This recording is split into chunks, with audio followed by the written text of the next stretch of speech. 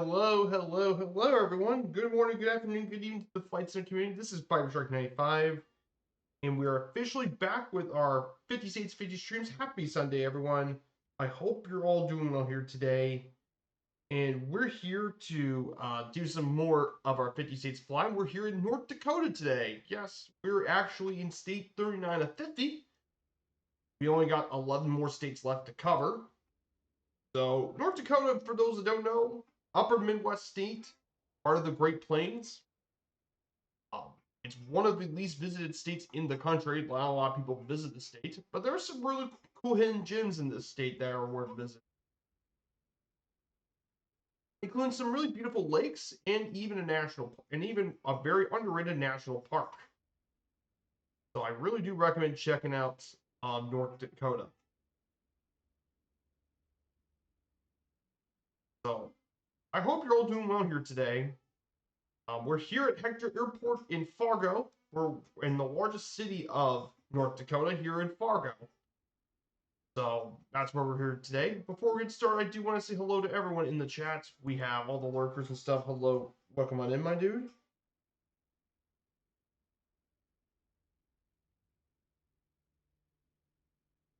So, here's our flight plan for today.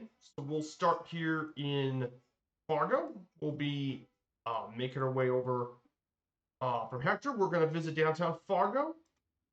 Then from Fargo, we're going to make our way west over to our first stop here in Jamestown. Here in Jamestown, so we'll go to Jamestown Regional for our first stop. Second stop, we'll fly through. Second leg, we'll go through Jamestown.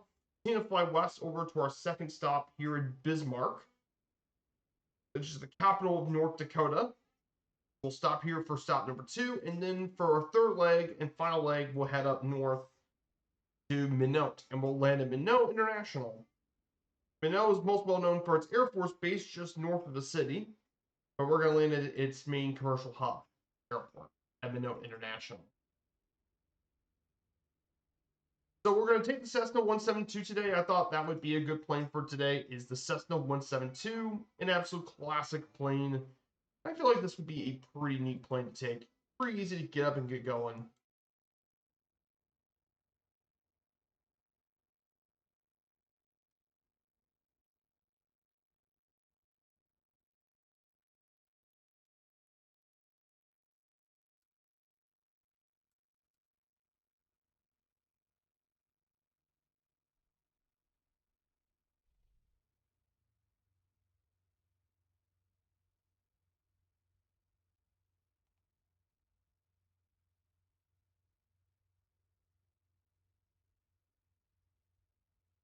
So about our slideshow. So Hector International Airport in Fargo is actually the main airport of North Dakota. It's by far the busiest airport in the state. Named after the guy who leased this land, Martin Hector. This is also home to its own Air National Guard base in the Happy Hooligans of the 119th Wing of the North Dakota Air National Guard. But the most well-known fact about this airport is that it was actually supposed to be the intended destination of the airplane carrying Buddy Holly, Richie Valens, and J.P. Bridgerton on February 3rd, 1959. However, unfortunately, it never got there because it crashed shortly after it took off in Mesa City, Iowa, killing the three musicians and the pilots in an incident that is known as the day the music died. But currently, this airport serves a couple destinations around the country, but mostly by Las Vegas, Nashville, Chicago, Dallas, Minneapolis, Atlanta, Denver, Orlando, and more. It's actually much busier as a cargo airport, serving various cargo airlines across the upper Midwest. So that is Hector International Airport here in Fargo. So, hey, Kata, good to see you. We're about to take off here pretty shortly. So this is Fargo. We're at here today. It's the most populous city in North Dakota, population of 133,000. And it was founded in 1871 on the Red River of the North Floodplain. It is the cultural, retail, education, industrial center of southeast North Dakota in northwest Minnesota.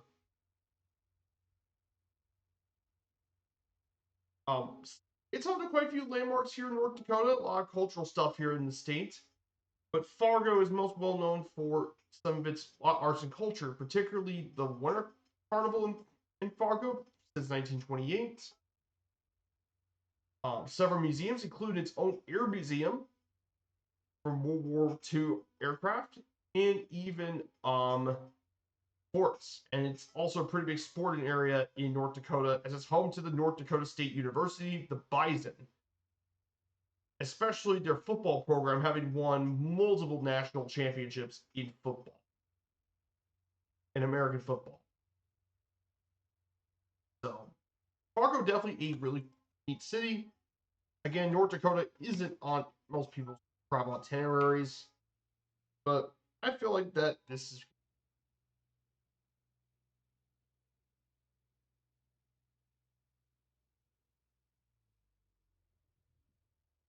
We're going to climb up to 3,000 feet for the first leg.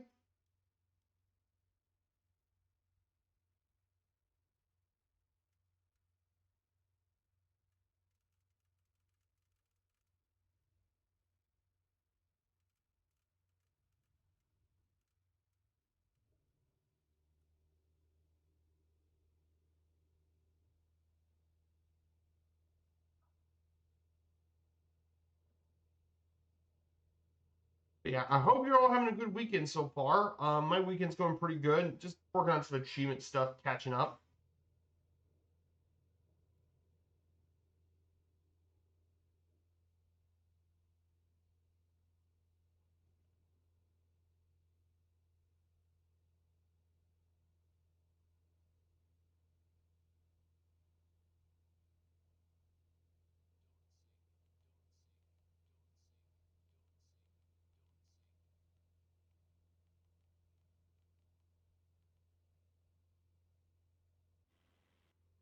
Yes, Fargo is a city that definitely has photogrammetry here.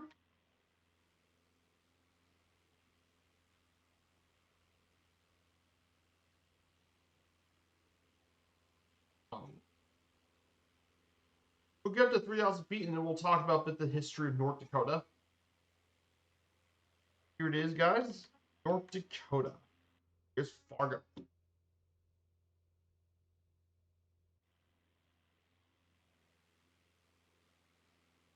So here's North Dakota State University to our left.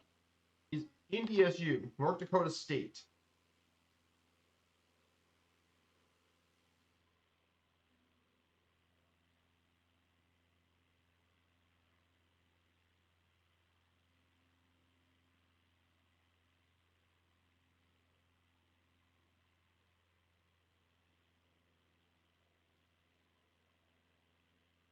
And to our left is downtown Fargo is to our left. So this is downtown Fargo.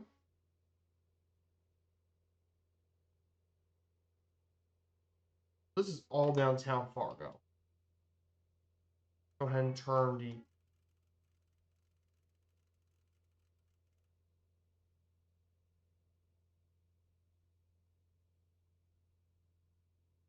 We're going to go ahead and turn left and make our way over to.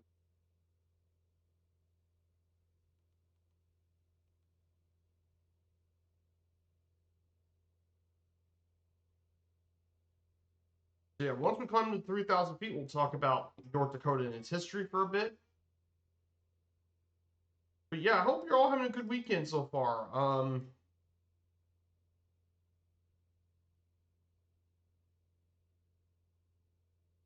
So yeah, the NBA Finals will be Game 7 on tonight. So big game. Pacers win, they win the NBA title. Cheering for the Pacers, my friend.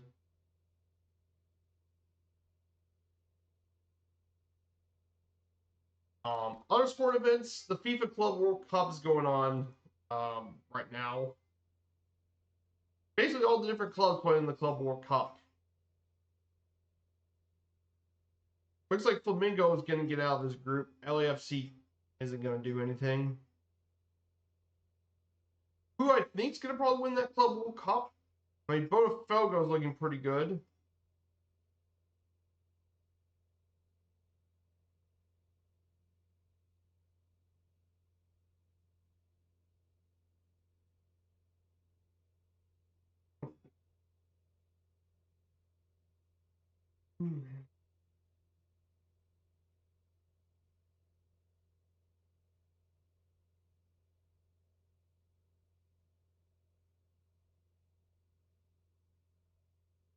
No worries, Kata. I hope work goes pretty well for you. Getting ready for. So let's talk a little bit about North Dakota for a bit, since we're now at cruising altitude here in North Dakota. North Dakota is located in the upper Midwest. It is named after the indigenous Dakota and Sioux people. It's bordered by quite a few territories, including the Canadian province of Saskatchewan and Manitoba to the west. In the U.S. states of Minnesota, South Dakota, and Montana. It's characterized in the Great Plains region, characterized by broad prairie, steppe, temperate savanna, badlands, and farmland. And it's the country's 19th largest state by land area. However, with a population of 800,000, it's the fourth least populous state in the United States and the fourth least densely populated. The capital is Bismarck, and we just flew over the most populous city of Fargo, which is around a fifth of the population.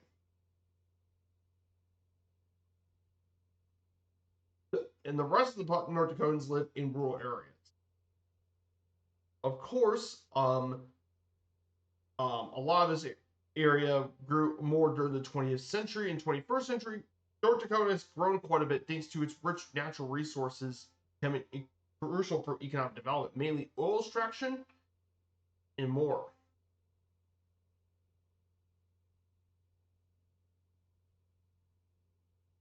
But North Dakota still has high, despite its low population, has high metrics in quality of life, infrastructure, opportunity, and public safety. So I guess there's definitely some really cool things about North Dakota. Again, it's one of the least visited states in the country, but North Dakota has some really cool hidden gems if you're willing to explore.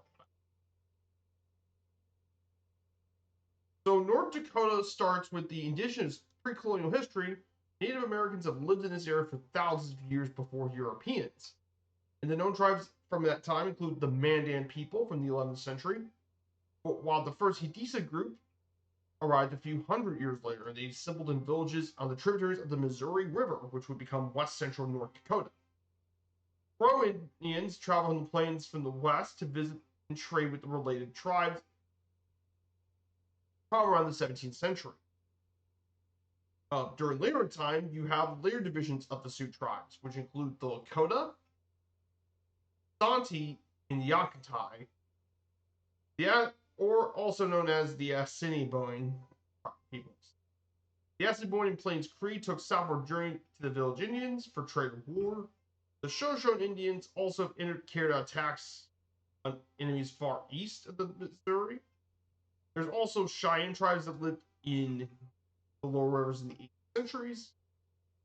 Of course, eventually the Cheyenne Sautaux became one tribe and turned to buffalo hunters with ranges outside North Dakota. But of course, many of those tribes have intertreated with the United States and such over the 19th century. So the first European to reach this area was the French-Canadian trader Pierre Gautier, who led an expedition and trading part of the Mandan villages in 1738. Then North Dakota then became part of Spanish Louisiana from 1762 to 1800. And eventually, this area was transferred from Spain to France in 1800 before selling it to the United States 3 years later in the Louisiana Purchase.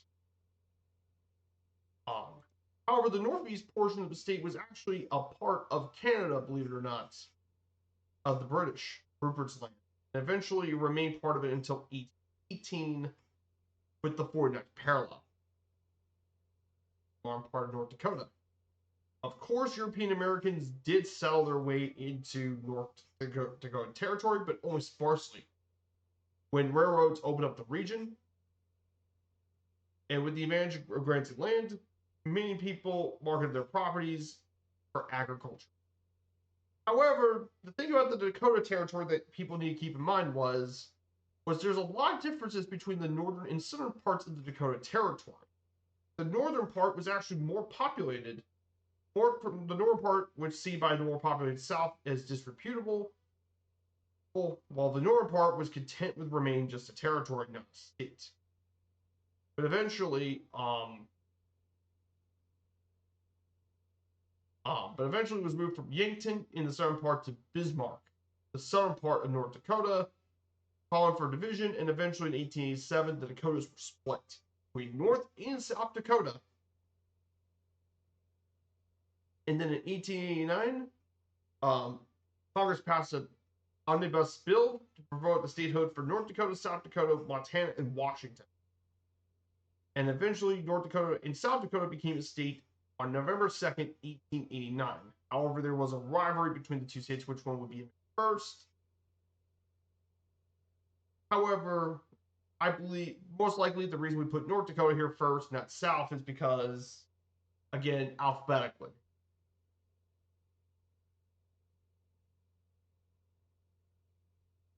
There's kind of a rivalry between North and South Dakotans.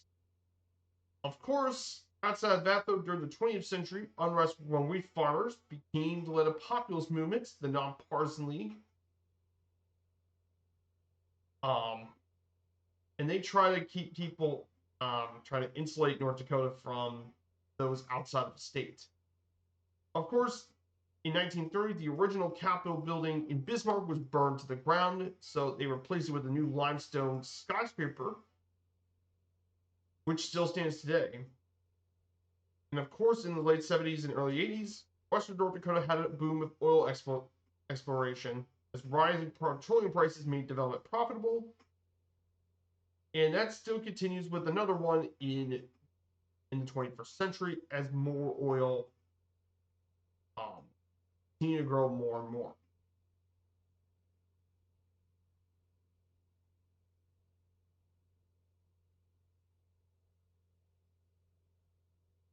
So that is North Dakota's history. Like I said, not much history going on for North to South Dakota. Not too much going on here. Of course, North and South Dakota were often involved.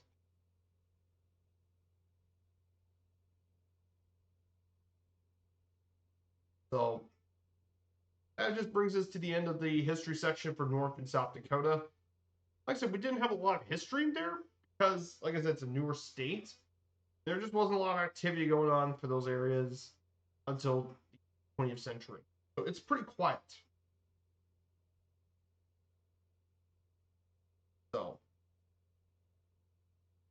So for next week, our plans next week, we'll continue the 50 states and 50 streams next week. We'll be going on next week. Our next two states we'll be covering is South Dakota, which would be on Friday, will be South Dakota. South Dakota will be our next state we'll be covering here. South Dakota, the 40th state in the Union, South Dakota, and then the 41st state, Montana. Yes, we're getting to the last part of this series, guys. Can't wait to get the series wrapped up. And yes, we will also have a bonus stream for Washington, D.C. covering that well. So we still have our National Park series to cover, and we still have our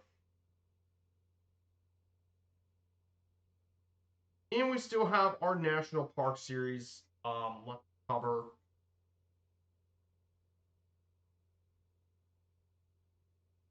And we still have our National Park series to cover here on the channel. But like I said, we're going to take our time with all this. So I want to show you more pictures of my cruise and stuff since I've been gone for a week. So I'm going to start talking about my cruise pics. So after a couple days in London, we went to Southampton and we got on to we went to Regal Princess and we did our trip through the British Isles. And our first stop, after a day at sea, we went our way to Cobh, which is a pretty little town. And here's some pictures of Cobh for you. So here's the town. Really pretty.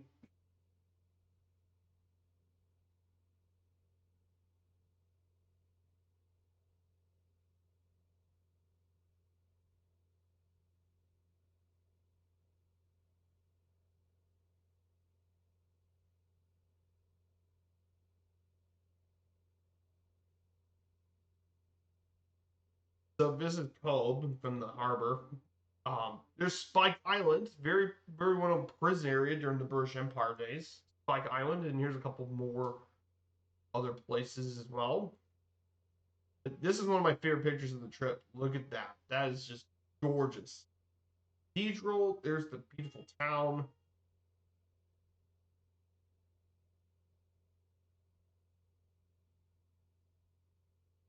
And we went to Blarney Castle, which is this. The grounds were absolutely gorgeous stuff.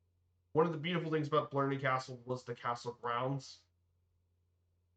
Absolutely beautiful area. Just gorgeous, gorgeous. And there's the castle itself. I actually have a model up there in my room. I think I put the Blarney Castle model somewhere in my room.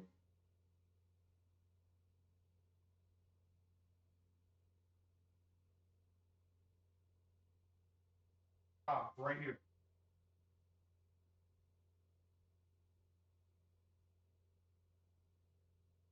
So right here, Blarney Castle. That's I got it. In Ireland, really cool area. Castle and scenery and such. Great scenery. We didn't get inside the castle though because well, the line to get into there to kiss the Blarney Stone is about an hour, and we didn't have too much time. So here's some pictures of me, but the gardens and stuff were absolutely beautiful and well kept. Um, yeah, Ireland was amazing. We had a great time. Look at the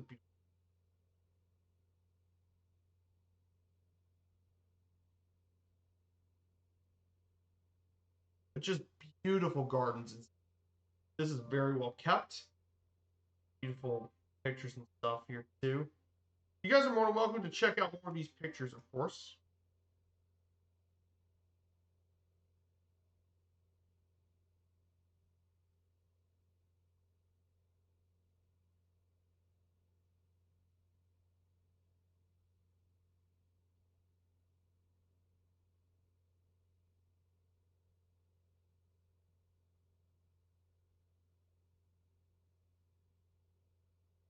And there's downtown Cork. So here's Cork. You guys want to see some downtown pictures of downtown Cork? Yeah, pretty cool area. I would love to come back here again. But maybe the next time I visit Ireland, I'll be checking out Dublin next time. So now the next day after Cobh, we visited Liverpool, which was one of my highlights of the trip. Was visiting Liverpool. So what was really cool was this. We when we were sailing into Liverpool, I got to see this beautiful building here. So if you guys don't know this building, this is Hill Dickinson Stadium, the upcoming home of Everton Football Club, my favorite English club, Everton. So yeah, I got to watch that as I sail into down to Liverpool. We were talking right in downtown, so we got to explore all of Liverpool.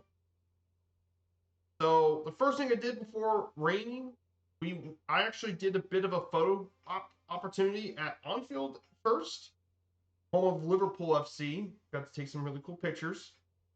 Look at all these sports bars and stuff. There's the most famous bar in Liverpool in the Anfield area, the Albert.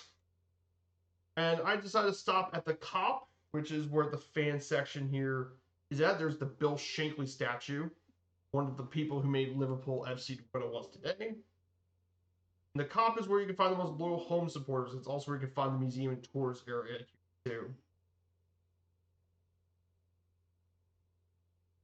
And I even got a picture at the Paisley Gateway too. It was really cool.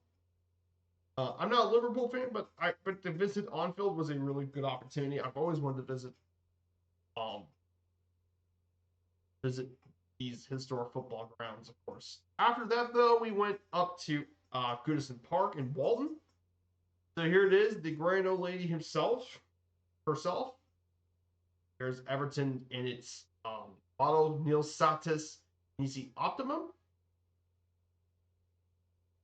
And some of the really cool areas. It's been more of a working class area, but it has plenty of charm to it.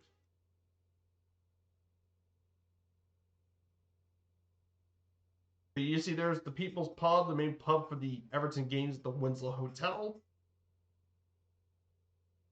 Of course, there's St. Luke's, the little church that the stadium was built around. They had to build on the grounds of the church. And there's the statue, the Trinity, three of the great Everton players, Colin Harvey, Alan Ball, and Alex Young. Three of the great Everton players here on the statue, of course.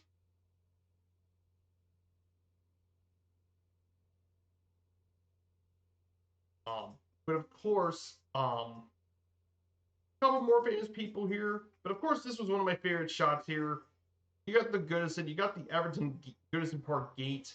And of course, the statue here is not just any Everton legend, it's probably the greatest Evertonian of all time, Dixie Dean. And here's the statue of me, of course, picture.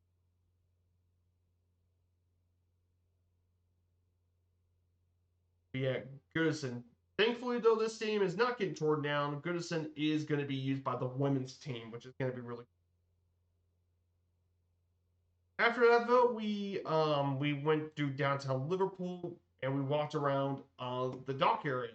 So there was the Royal Liver Building, the most famous building in the city, of course. There's all this area right here. That's Birkenhead. That's across the River Mersey. There's the British Music Experience. It used to be the Cunard Building, but now it's the British Music Experience. And this is the Port of Liverpool building with the statue. Really cool picture, I took. And there's the Museum, Liverpool Museum, but we didn't go there. We just did a bit of walking, of course. A couple more buildings. This here is the UNESCO World Heritage Site, the Royal Albert Docks. It's a UNESCO World Heritage Site. You guys all probably know about. But there's tons of shops, and I did get some goodies at the shops, of course. I got me a lighter bird. It's in my room somewhere, but if you guys don't see in the camera, I actually got a lighter bird figurine, which is really. And of course, the last place we visited was actually a really nice surprise. Was the Liverpool Cathedral.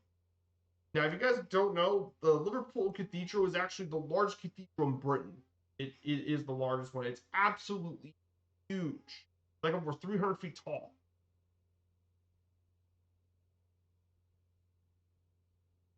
Here's the inside of what this place looks like. It is absolutely enormous place. Just huge, huge, huge, huge, but really cool. And finally, I got more pictures. Here's some of the the Trinity statue again with my picture with them. Oh, Howard Kendall, Alan Ball.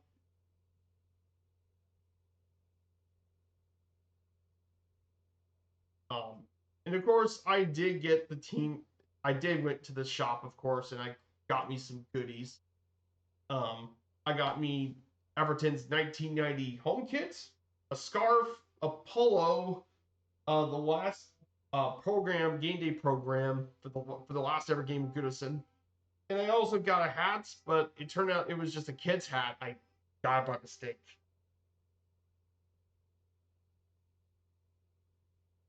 So that's what's happening in Liverpool, of course. Um, and then the last one for a bit for this leg is Belfast. So Belfast is in Northern Ireland. I think this was the least favorite port, but it was still nice. There's the Civic building in front of us, the City Hall. So what we did today was mainly we went to the Ulster Museum in Belfast, which is a really nice pre-museum, really nice place. They got a mummy. They got really cool exhibits and stuff there about Northern Ireland.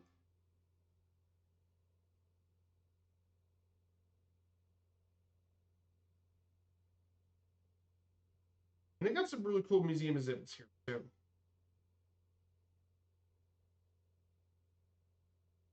Lots of cool pictures and exhibits here. Really neat stuff.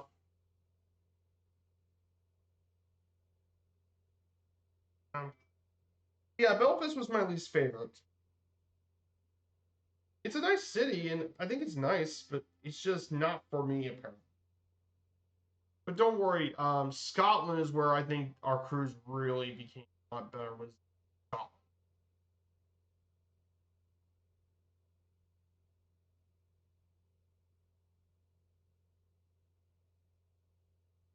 So let's see who's following with us here. See if there's anyone along with us today. I know there's been quite a bit of stuff going on here. So right is Valley City, North Dakota. Valley City, we're about halfway over to Jamestown, of course.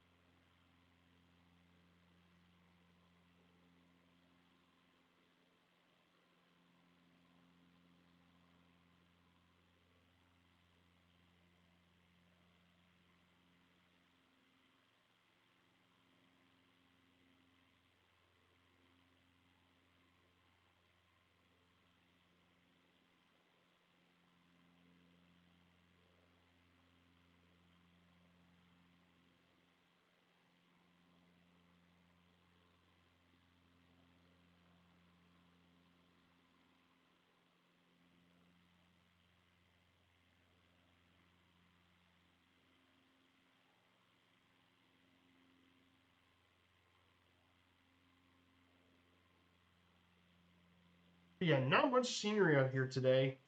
North Dakota's North Dakota scenery. If you want to go get scenery in North Dakota, you have to go further west, get to the Badlands, of Dakota.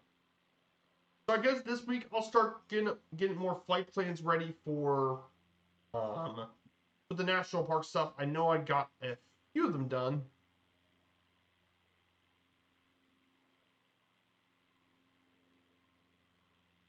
I got two of them. I got the Yellowstone Park done. I got Yellowstone completed. And I got Sequoia as well. So I got Sequoia National Park completed. I just need to now work on the other national parks.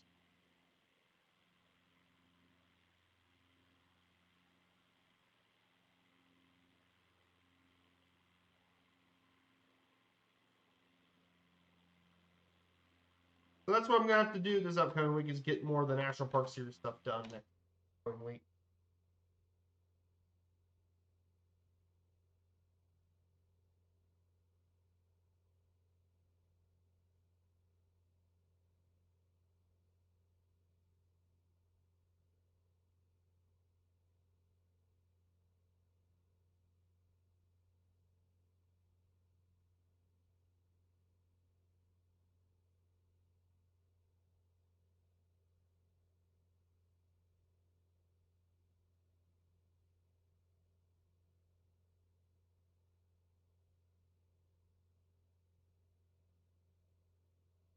Mm-mm.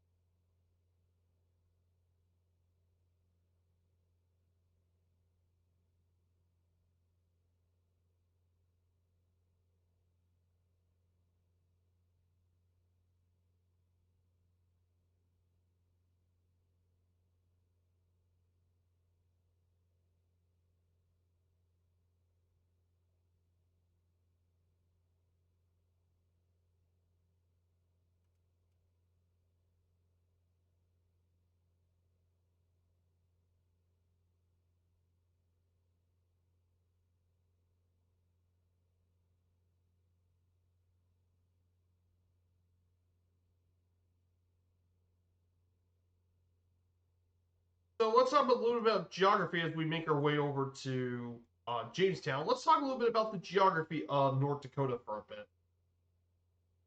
So let's cover the geography of North Dakota. So geographically speaking, we all know that North Dakota is the upper Midwest.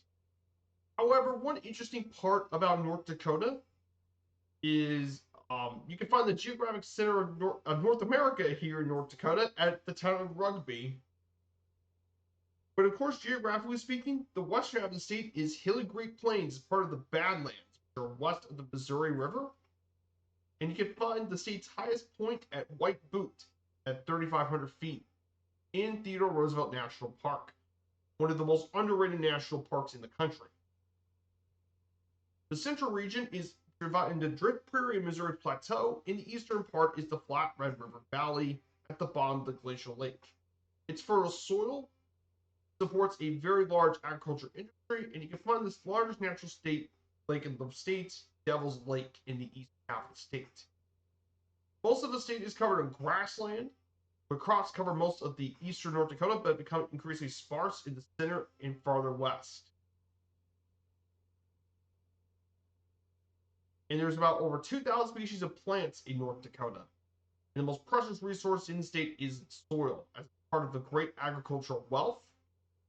And it also has rich mineral resources, thanks to lignite coal and oil reserves.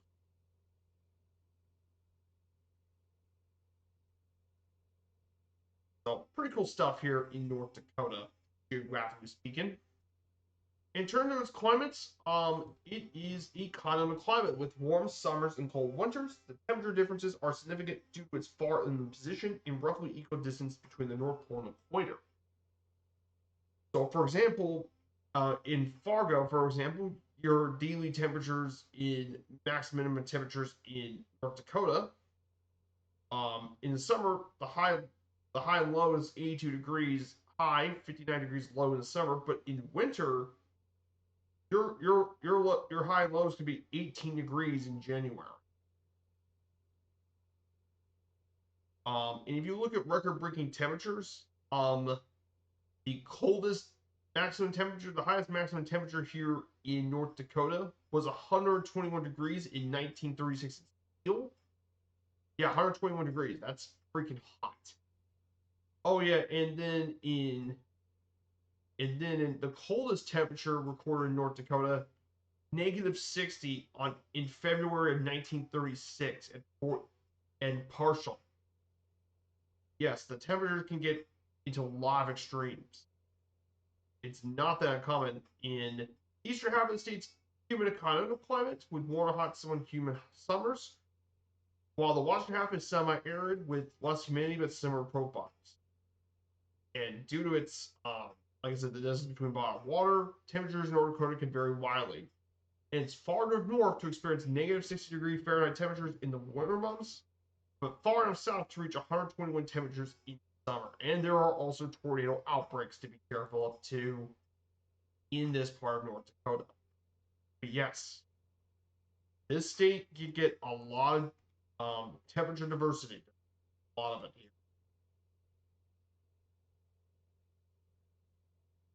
So yeah, it's pretty crazy. And then on February 21st, 1918, Granville, North Dakota had record-breaking 83 Fahrenheit temperature increase of a 12-hour period. It went from a low of -33 degrees Fahrenheit to as high as 50 degrees Fahrenheit. Yes, in 12 hours, it can go to 80 degrees Fahrenheit hotter in just a sudden notice. And in Langdon, the temperature was stable at zero for 41 straight days from January 11th to February 20th, which is the longest of any location in the contiguous 48. So yes, North Dakota, do beware, the temperature can change really rapidly in North Dakota.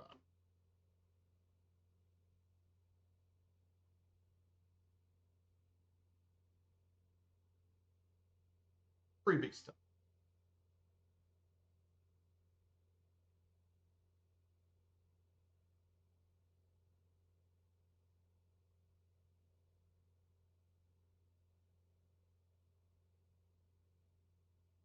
North Dakota, really crazy state. You get some crazy weather in climate here.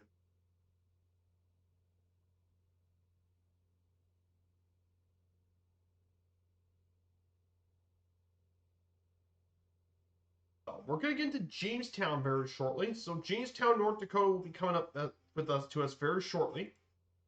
So Jamestown, North Dakota is a county seat of Stutsman County, population of 15,000 people, making it the ninth most populous city in North Dakota. It was founded in 1833 and it's the home of the University of Jamestown, which has about 1,300 students.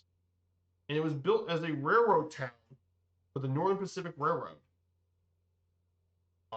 But one interesting thing about Jamestown, of course, is it's home to the Jamestown Reservoir, a series of 3 interlocking 12-mile-long artificial lakes formed by the Jamestown Dam, home to water sports and recreational fishing. And it's grown a lot more. It mainly has an economic base of manufacturing for food processing, agriculture, retail, and wholesale businesses. It's home to several companies like Subward Steel, AgroCover, Duratech, and Midwestern Machine, as well as employers like Cavendish Farms and UTC Aerospace.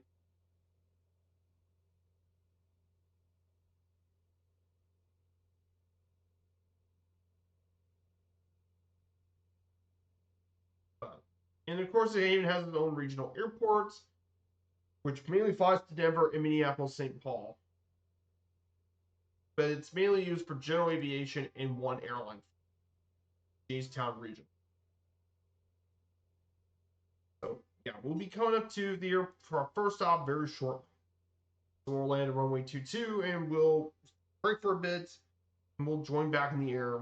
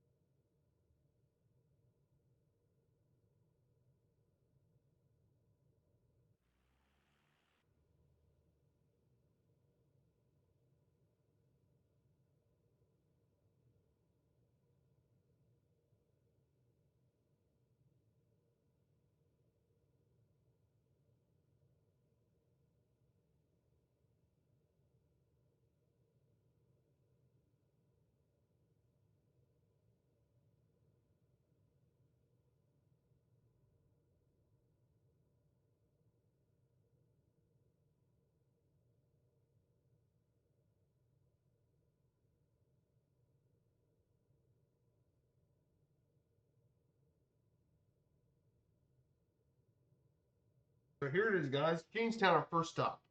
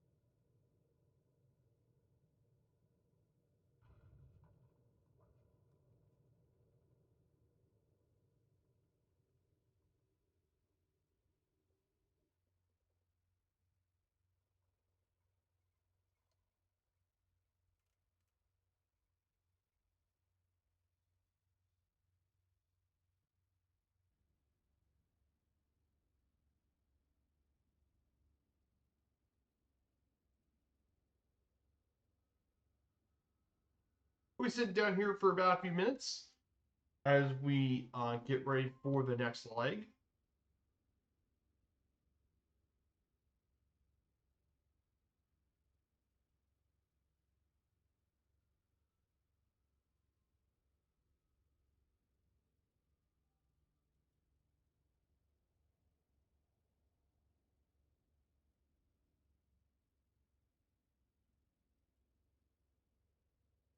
We're going to go ahead and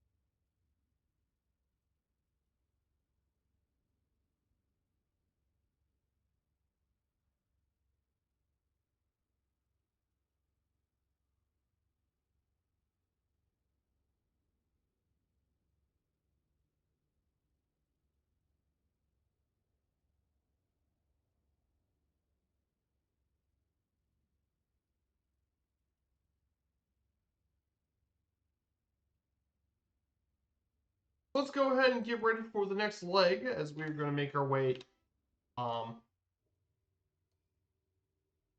back up here, and we're going to go ahead and make our way and return back to our next stop here in Bismarck. We're going to go.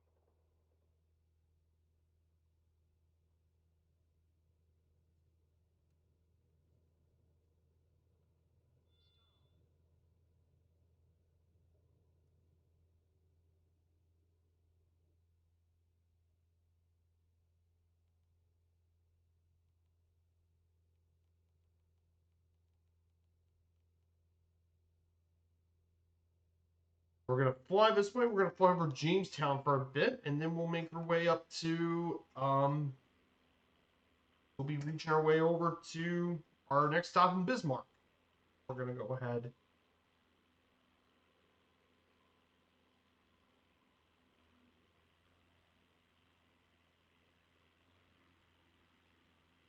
This is Jamestown.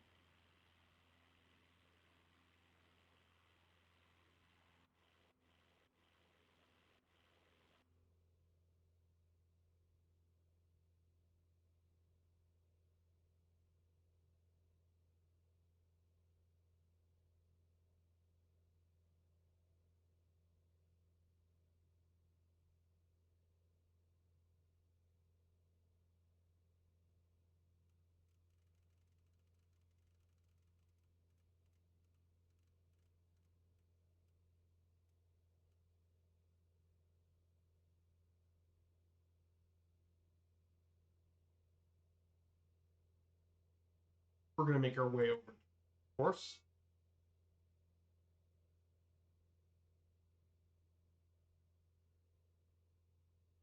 So I do want to discuss more on my trip while we're here as we get to 3,000 feet. So our next cruise stop is Greenock. So we finally made our way to Scotland for the first time. So we went to Greenock. This is kind of what the town looks like. So for our excursion in Scotland, we were supposed to visit Coolsine Castle in the town of Largs. Um, so this is Coolsine. This is Greenock itself. Pretty neat little area. But the scenery and stuff in much of Scotland's absolutely gorgeous, though. The scenery in Scotland is absolutely breathtakingly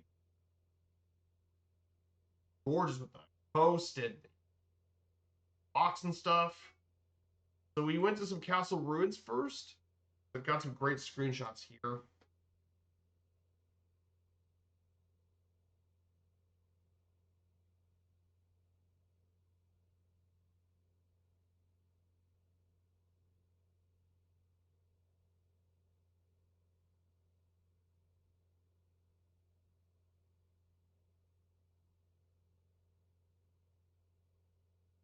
Hmm. So we went to some castle ruins, of course. This is Donor Castle, actually. This is the ruins of Donor Castle. So these are the ruins of Donor Castle. The coast was gorgeous.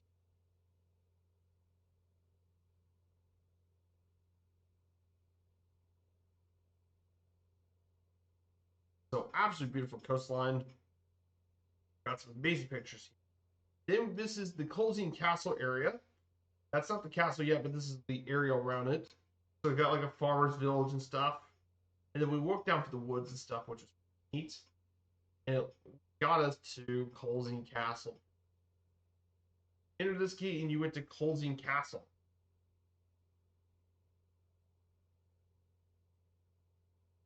There's me. There's the castle picture.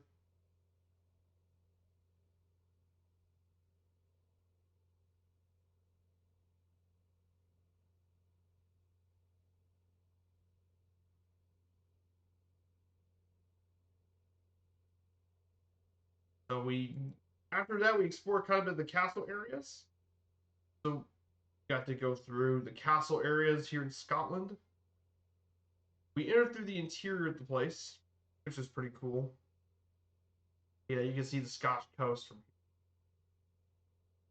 here. Got a few pictures from inside, of course. Here's some of the pictures of the inside. Really neat place.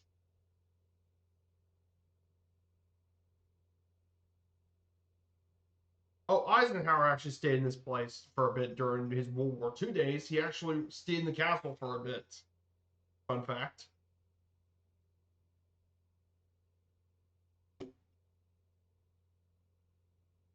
That was pretty cool.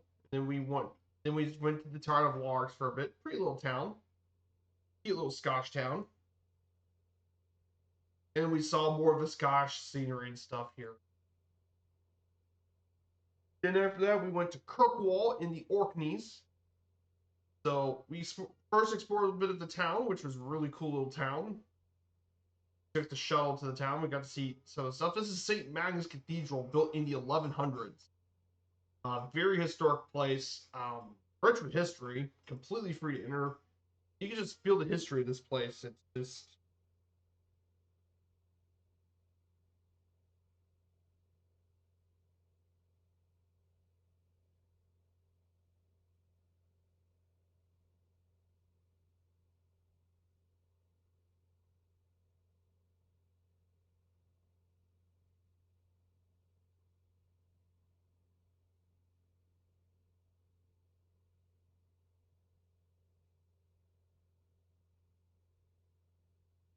so St. Mary's Cathedral, really historic place. Then after that, we went and saw the Bishop and Earl's Palace too, as well. So there's the Bishop and Earl's Palaces. Back from the mid 1100s, like I said, a lot of history in these towns. With line street stuff, they got shops. Really neat place. And then afterwards, we explored the Rings of Brodar, which is these old Neolithic structures. Fun fact: this is older than the Great Pyramid of Giza and Stonehenge. Older than both of those.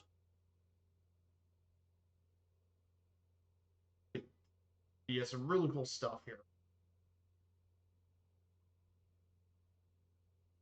And then we went to the then they found archaeological site of Neolithic village and stuff buried into the terrain. It was just a prehistoric village, and then we went to the Skull House and learned some really unique history about the house and stuff with the people that lived in it too. That was Kirkwall, and then we have went to Invergordon, which was really cool. We went first to the ruins of Urquhart Castle, and yes, that's Loch Ness. Unfortunately, I couldn't see Nessie.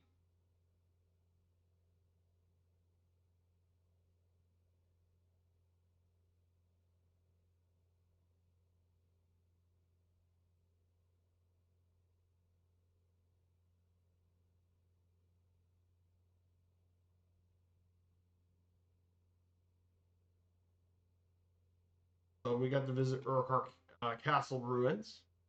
Really pretty area. I mean, the views of the Loch Ness is just gorgeous. Beautiful stuff, though. Really incredible. And then there's Inverness, pretty little Highland town. We had lunch there. Inverness was absolutely beautiful little town. And then we visited all right, Cawdor Castle was the last one. The last one was Cawdor Castle. Cawdor Castle. The people who own it still live here, by the way. So really cool area. Lots of history and stuff here in this little castle. Watch your heads. You don't want to get hit your head on some of this stuff. But it was super cool though, and the gardens were absolutely beautiful too. My mom loved the gardens out here. My mom loved those gardens out there. Absolutely beautiful. Beautiful gardens and stuff, of course. And then our last day in the United Kingdom, our last cruise stop in the United Kingdom is Edinburgh, which was really cool. It was pretty epic because Edinburgh was absolutely incredible city. Here's the bridges. There's the Royal Mile, of course. Sorry that, but we first went to Edinburgh Castle, which was really neat. I actually have the model up there in my room, by the way, of Edinburgh Castle.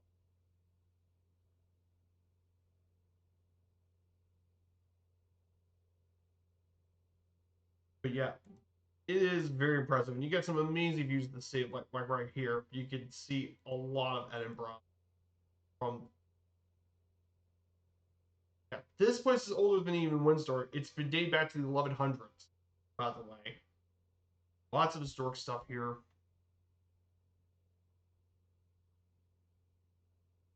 See a lot of Edinburgh from here. Yeah, lots of walking, of course. And then we visited. They got the Scotland War Museum here too, so you can see all of Scotland's involvement in military and such. But Edinburgh Castle was super. Tons and tons of his stuff all over. Then we visited the Royal Palace up here. And of course, in that palace, they got the Jewels of Scotland, which we got to see that, which is really cool. And we get to see the palace of all the Scottish leadership lived to during the old.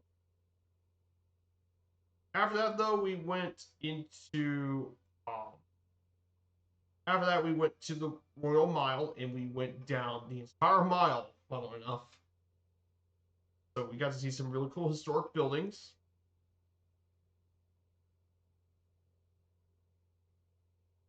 There's St. Giles Cathedral, which was super nice. Beautiful cathedral here in St. Giles. The tiers looked amazing there, of course. Incredible interiors and stuff. Then there's Mary King's Close, which is the subterranean underground connection. And of course, the rest of this is some other pictures. But some of the most notable ones include the Scottish Parliament building, this Scotland's new Parliament building that was opened back a while ago. And over in this area, there's Arthur's Seat. Now, if you ever visit up there, we never got the chance to do that in Edinburgh on limited time, but you should go up there and visit Arthur's Seat. And of course, this building here, we never got the chance to do it, but if we did, we would have definitely done the tour. Holyrood Palace. This is where the king goes in Scotland. Whenever they want a residence in Scotland, they go in here, the Holyrood Palace. But Edinburgh is a really cool city. Then we spotted the White Cliffs of Dover. Hey, Abanius player, good to see you, my dude. Thank you. Sorry about not checking. I was so much talking about the pictures, I forgot to take a look at you in the chat. So there's the White Cliffs of Dover here. Beautiful stuff. And of course, our final cruise day, we went to Le Havre, France. We went to the Normandy beaches, of course. One of our family members is buried here. My mom's uncle buried here. He got injured on during the Normandy campaign, and he passed away on June 14th. Yes, this is Le Havre. Now, it was just me, my mom and dad. My sister and her husband didn't go. They explored Le Havre itself. They really liked that there, but we went to the Normandy beach.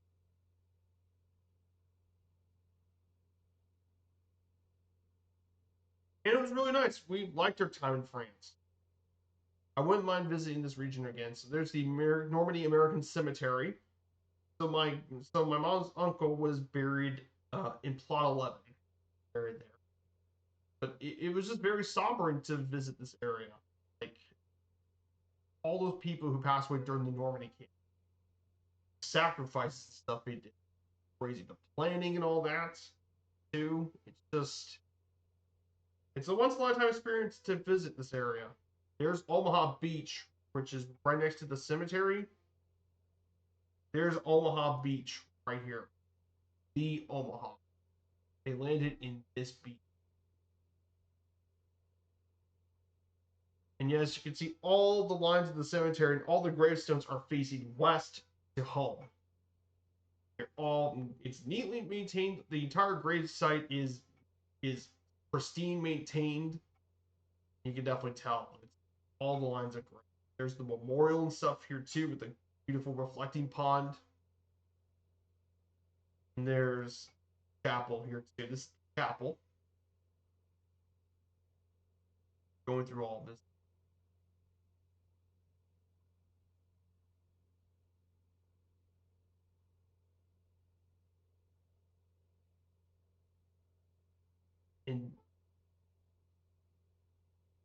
And there he is, Thomas L. Musgrove.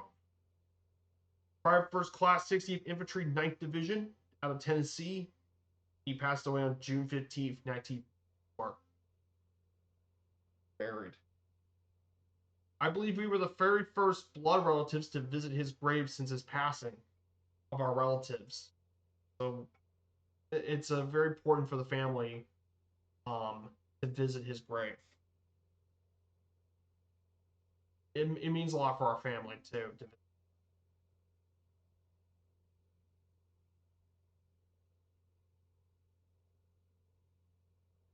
And here's his grave along with many others.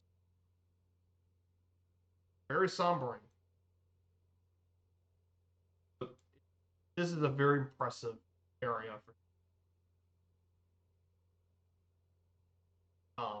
Beautiful memorial though. And a lot of people here, these are all the people who are still yet to find their bodies apparently to get buried. They're still waiting to find their bodies and haven't found much of their bodies yet. Then after that, though, we visited some of the other areas for World War II in the Normandy areas. We visited a couple of beaches, more memorial sites.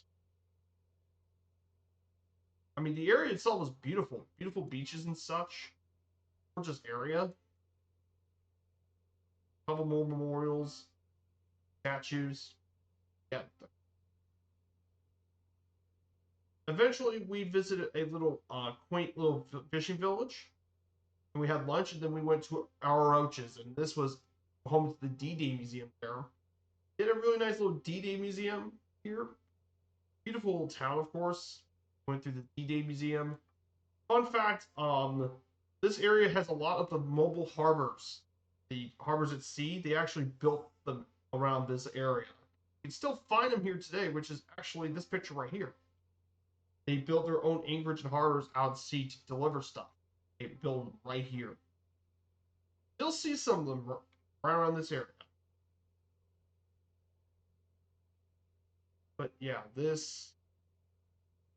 I mean, we had a great vacation. Of course, after all this, we did, however, have to head back home. It's a big, big deal. I had a great trip. It's been a very long one though, too. It's probably the longest I've been gone out of any of the streams ever. That'll be enough traveling for a bit until in August. I'll be the next vacation trip will be in August. We'll be in New England. We'll be doing Canada, New England again. Boston to Quebec. So it will be Boston, Portland, be Kennebucket, St. John's, New Brunswick, Halifax, Sydney, Charlottetown, Saginaw, and Quebec City. That'll be our next trip.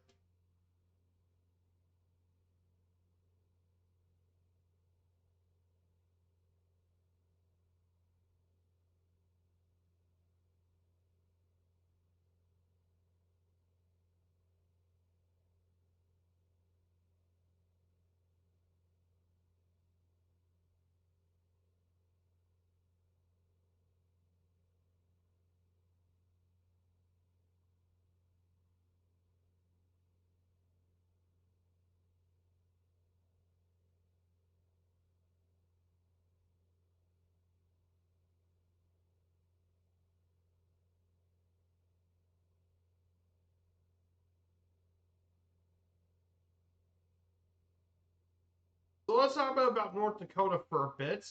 Let's talk about economic speaking. So North Dakota's largest industry is agriculture. Although petroleum, food processing, and technology are also major industries, it has a growth rate of 4.1%. In GDP, gross domestic product in the second quarter of 2018 was $55 billion. Per capita, its income was $34,000 from 2013 to 2017. And the median household income is about $61,000. According to Gallup data, North Dakota has led the U.S. in job creation in 2013 and has done so since 2009. So, yes, North Dakota's created a lot of jobs over the past decade or so, thanks to the growth of many of the petroleum and other industries. North Dakota is also, fun fact, it also is the only state with its own state-owned bank. The Bank of North Dakota is the only state-owned bank in the country. And a state-owned flour mill, the North Dakota Mill and Elevator in Grand Forks. And they were established by the Nonpartisan League before World War II. It's also home to the second largest campus for Microsoft with 1,700 employees. And of course, Amazon employs several hundred in Grand Forks. And as of December 2019, it has the lowest unemployment rate in the country with 2.4%. Yes, a lot of people are employed here in North Dakota. Which kind of makes sense considering North Dakota doesn't have a lot of people, but they finally. So the next thing is agriculture. So North Dakota's earliest industries were fur trade and agriculture. Although less than 10% of the population is employed in agriculture, it remains a major part of its economy, mainly with industrial scale farming. It ranks 9th in the nation in crop valuation and 18th in total value of agricultural products. And North Dakota has about 9% of its land area farms, with 27.5 million acres of cropland, the third largest in the country, and mainly shifted more to soybean and corn production. The state is the largest producer in the United States of many cereal grains, including barley, durum wheat, hard red spring wheat, oats, and combined wheat of all types. Also second in buckwheat production.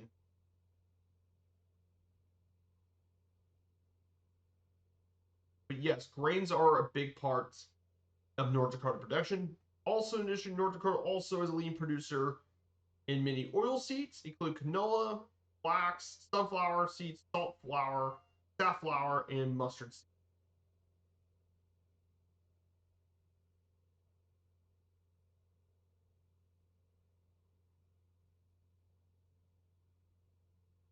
And then in recent years, soybeans have been an increasingly important crop as well, and mainly in the eastern part of the state.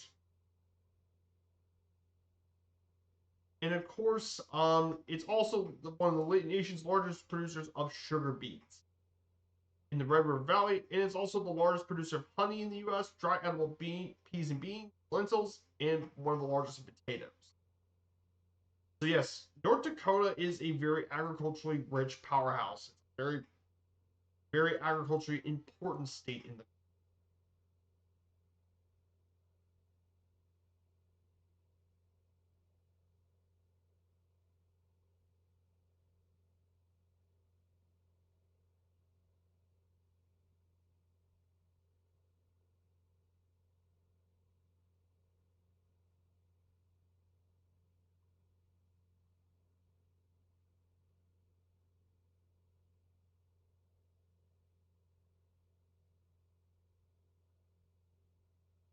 So another thing as well is not only about agriculture, but energy also plays a big role in North Dakota. In fact, the energy industry is a huge contributor in North Dakota's economy, as it has both sizable coal and oil reserves. And from 2009 to 2018, oil production grew about 40%. And oil and stuff all plays a big role why North Dakota has been growing a lot of states. North Dakota also has one of the largest coal producers in the country of lignite coal. And there are larger, higher coal reserves in other states. Of course, oil in North Dakota was not discovered until 1951 in Tioga, generating 53 million barrels of oil a year in 1984. And recovered oil reserves have jumped even more so at the Bakken Formation, which may hold to 400 million barrels of oil, about 25% times larger than the ones in the Arctic. And the Northwest is part of the North Dakota oil boom, with rapid growth in the Williston, Tioga, Stanley, and Minot communities. And of course, North Dakota is the second largest producer of oil in the country. And it's not just oil and coal either. The Great Plains region has been known as the Saudi Arabia of wind energy due to a lot of wind. And as a result, wind industry is going to be a very much a growing industry here in North Dakota. And benefits due to the fact that winds don't go above 10 miles an hour. Finally, of course, our last major thing discussed for economic speak is tourism. North Dakota is considered to be the least visited state in the country, which, as I mentioned at the beginning, North Dakota is not visited very much due to the fact it doesn't have any major tourist attractions. However, it is actually the third largest industry in the states, generating $3 billion. There, and you have to look for it, but there are other attractions, including the 444-mile Monda Hay Trail, which is track trails. And of course, it's most well known for Theodore Roosevelt National Park, which is one of the most underrated parks in the country, as well as other events including the North Host Fest in Minot, the largest Scandinavian festival in the country in North America, the Medora Musical, and the North Dakota State Fair.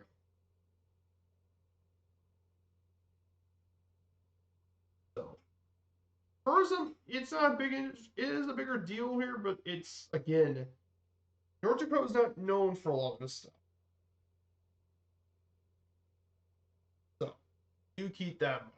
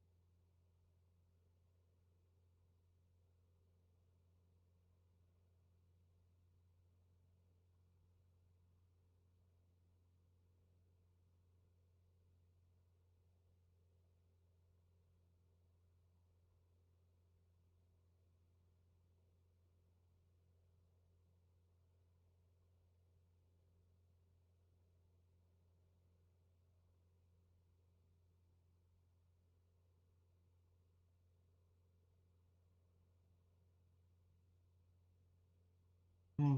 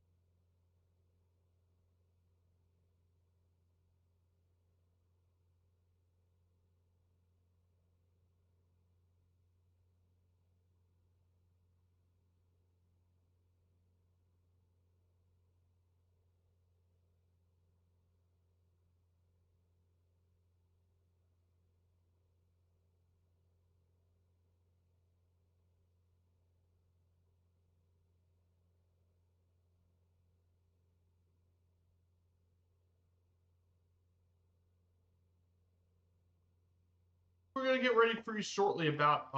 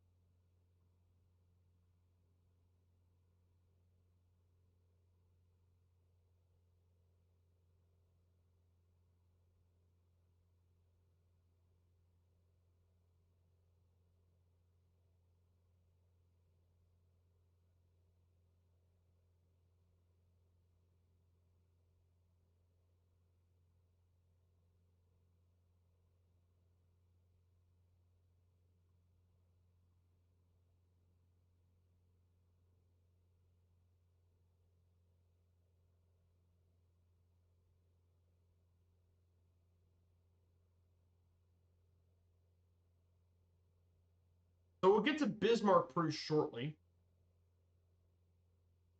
So I hope you guys are all doing well here today. I know there's been a lot of stuff going on here on the channel, of course.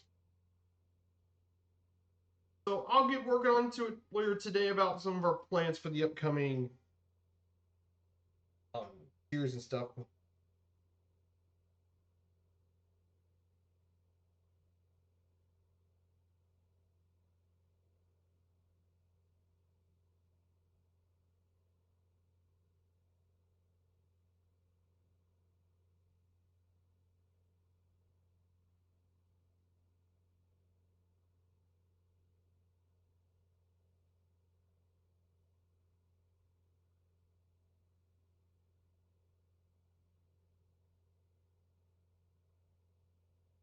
So we got stuff going on, of course. So for South Dakota, coming up next week, we'll start Joe Foss Field. We're going to fly across the states to Deadwood. We'll visit Mount Rushmore along the way too. We'll go from Sioux Falls. We'll make our way over to the state capital, Pierre. Then we're going to go to Wall Municipal, and then finally over to Deadwood. We'll make our way over to all the way to Black Hills Regional. That's where we're going to be going next Friday.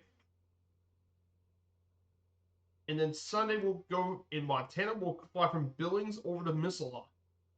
So we'll go through Bozeman, Boot, Helena, and then Missaula. But yeah, lots of beautiful scenery and stuff over the next 2 weeks. Should be a really nice. Should be some nice flying over the next couple. Looking forward to that. That's for sure.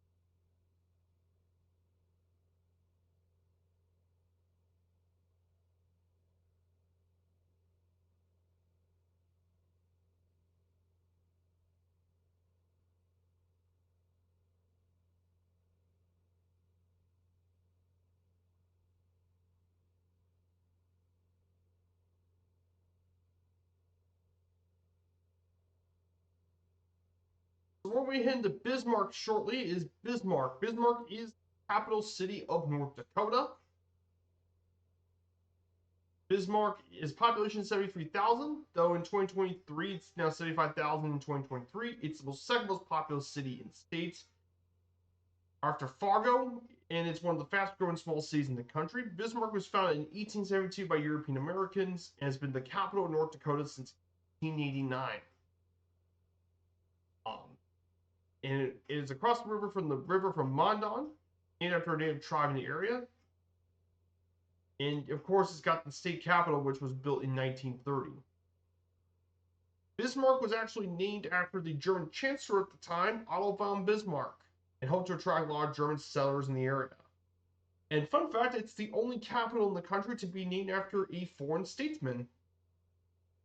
Yeah, pretty fun facts. It has a large park system and an extensive network of exercise trails in the area for a lot of activities and stuff. It also has a World War I memorial building as well. Hunting and fishing is also popular in the area for deer, pheasant, and waterfowl season and fishing. And it once broke a record for the most snow angels in one place, around 8,900 participants for the event here in Bismarck. And it's also got its own municipal airport here too.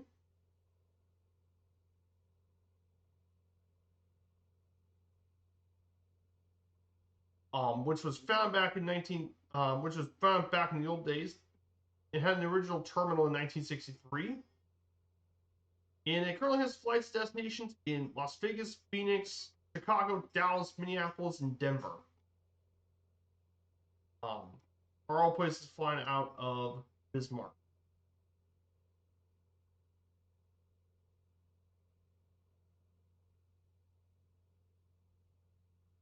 We're about to reach the capital of North Dakota very short.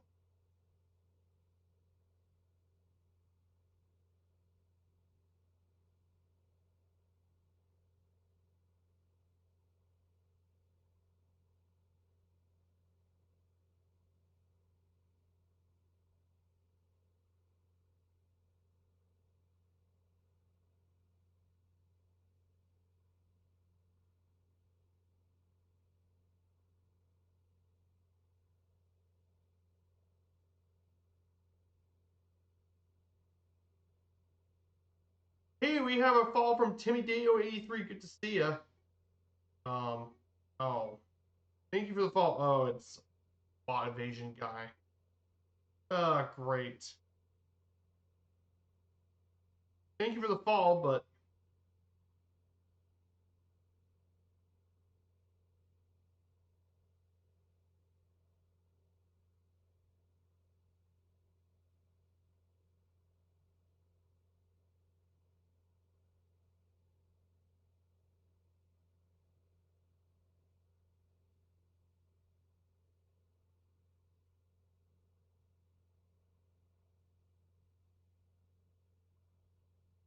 yeah, it's a bot.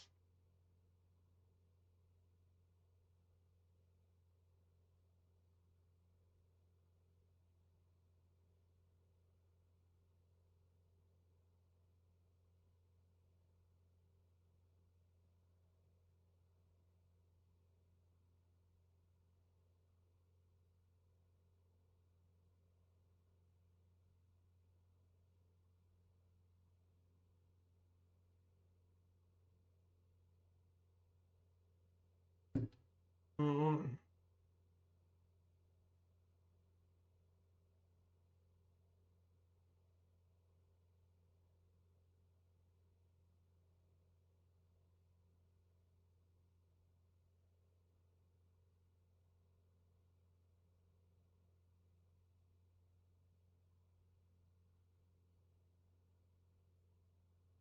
Thank you, Typhon.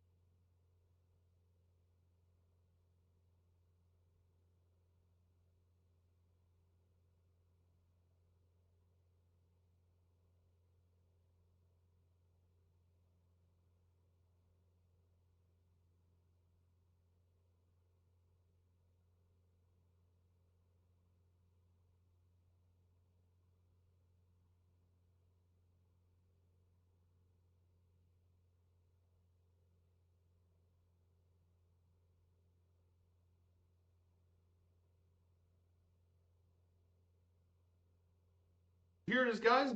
Bismarck's going to be approaching. Here is Bismarck.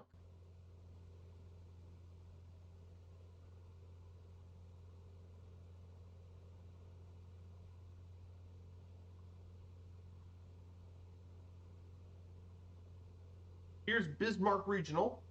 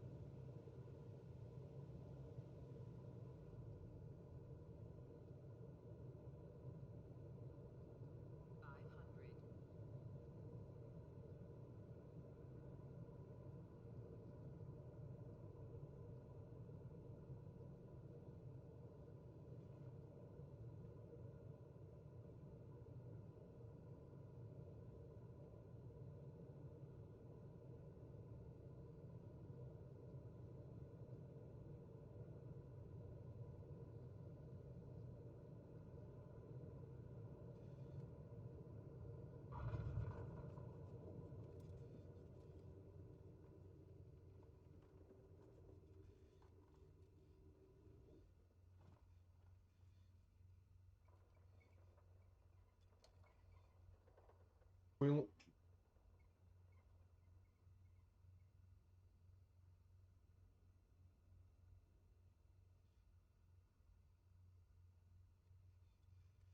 park here for a bit, and we'll get ready for the next leg here shortly.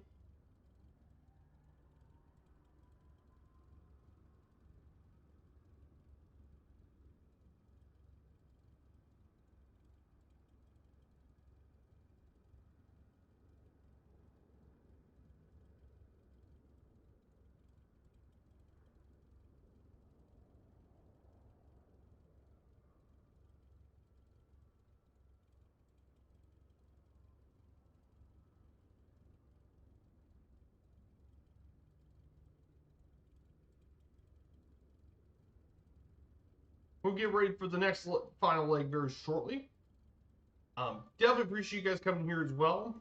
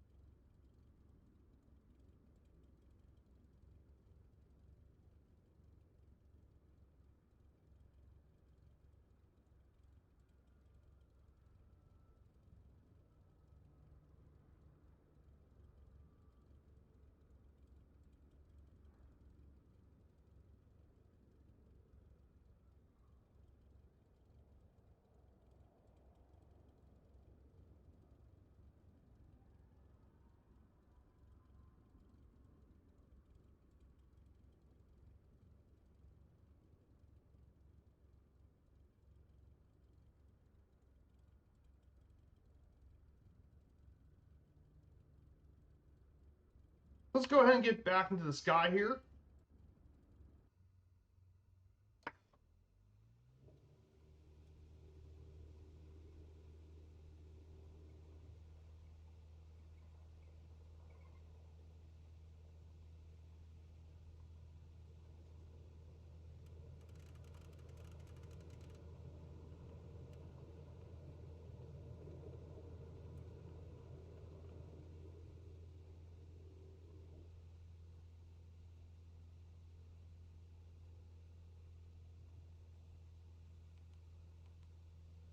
Hey, we have a fall from Sandchucks 4. Oh, bots. Thank you for the fall, but it's another bot.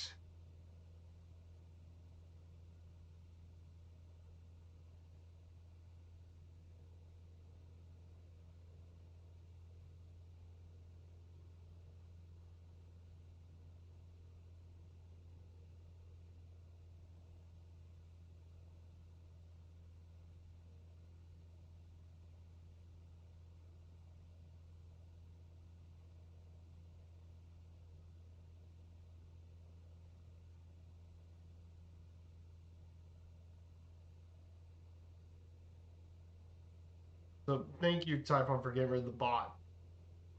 I don't know why all my new followers get to always be bots.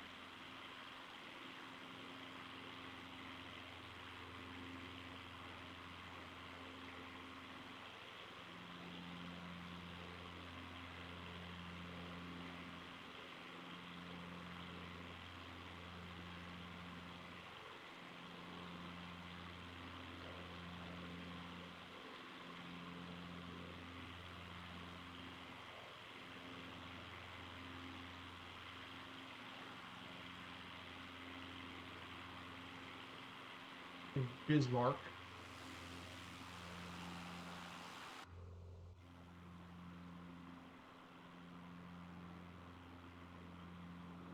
Forgot to.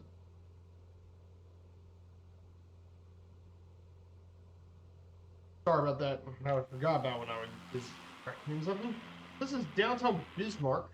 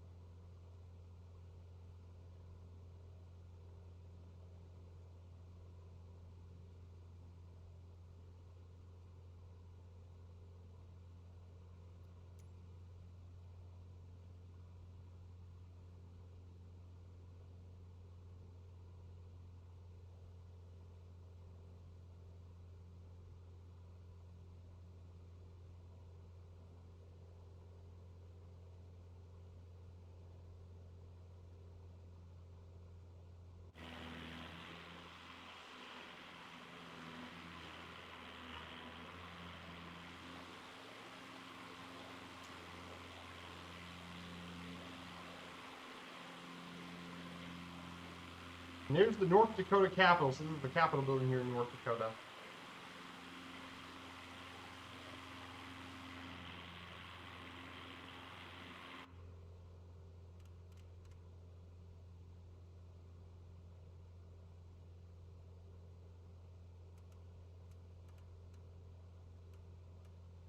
Sorry about that. I got a little.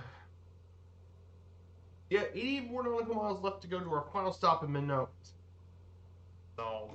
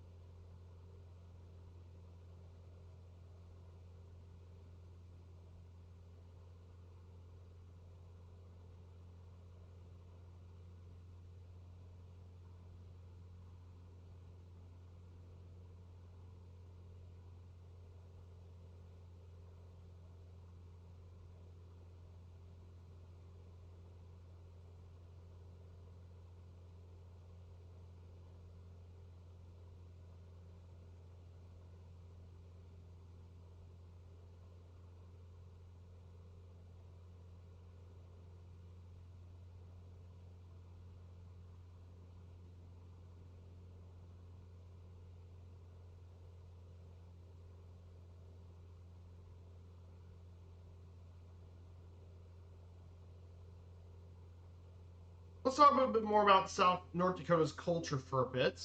So there's multiple things about North Dakota's culture to be minded about.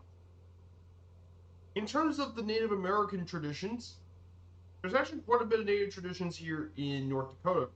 About 5% of North Dakota's population is actually in Native American population, mainly those of the Siouan-speaking peoples of the Dakota. And the historical tribal nations in this area include the Lakota, the Blackfoot, Cheyenne, Chippewa, and the Mandan tribes and various reservations across the state. But one big thing that has defined Native American culture in North Dakota are the powwows, the social gatherings. Those powwows are a major part of Native American culture and held regularly through the state. And they're mainly traditionally been held in spring to represent the beginning of new life and the end of the winter cold. And these events brought tribes together for singing and dancing and allowed them to meet old friends and acquaintances. And many of them even hold religious significance for some of the tribes. Today, they're a major part of Native American culture and attended by both natives and non-natives alike. And in Bismarck, host one of the largest ones in the United States.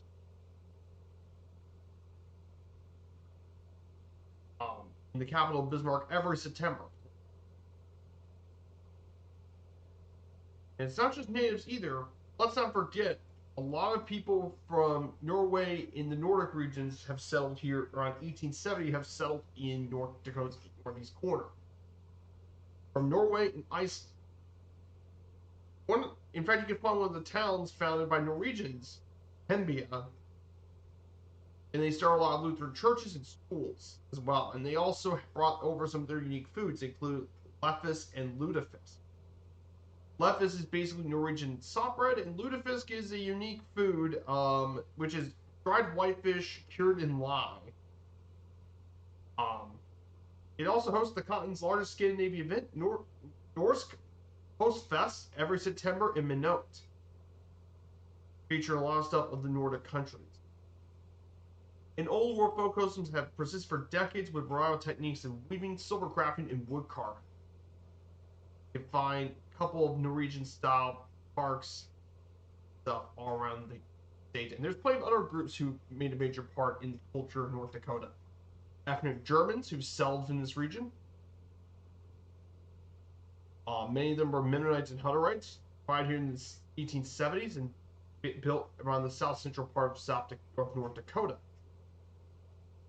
Also played a home here too. In terms of entertainment, North Dakotan musicians of many genres include blues guitarist Johnny Lang, country music singer Lynn Anderson, jazz and pop singer Peg Lee, big band leader Lawrence Welk, and pop singer Bobby V have all played major roles in music here from North Dakota. In addition, Hollywood TV star Angie Dickinson was born in Colm before moving to Burbank as a 10-year-old. Ed Schultz, who we know as the host of the progressive talk show Ed Schultz Show, and the Ed Show was known around the country. And a couple of other famous people have been involved from North Dakota. And as a fun fact too, North Dakota has the largest populations of clowns in the United States hailing from North Dakota. Yes, lots of clowns in the United States come from North Dakota. Go figures. In terms of sport cuisine, it's different from a lot of the other Midwest cuisines. North Dakota has strong Nordic influences as well as ethnic Germans from Russia and Native American cuisine. Churches brought a lot of fellowship dinners, and of course, one of the largest Norwegian dinners is the annual Lutefisk dinner, held every February in Williston. Of course, if you ever visit the North Postfest, you can find a lot of Norwegian cuisine, but also those of Sweden, Denmark, Finland, and Iceland as well. Some notable dishes of North Dakota cuisine include German-influenced kuchen, summer sausage, Norwegian influence of Norwegian flatbread, lefse, crumb cake, and lutefisk. And other dishes include hot dish, which is casserole, choke cherry dishes using the choke cherry, fried bread tacos, and walleye, including North Dakota's cuisine. In terms of sports, Bismarck was home of the NBA Development League's Dakota Wizards, and now they host the Bismarck Bucks of the Indoor Football League. However, North Dakota is most known for college sports, particularly the two Division I teams, the University of North Dakota Fight Hawks and the North Dakota State Bison. Now, both of those have been quite successful collegiate programs, of course. The Fight Hawks used to be known as the Fighting Sioux until, well, the Native American name change had to happen. There's a lot of controversy over the Fighting Sioux, but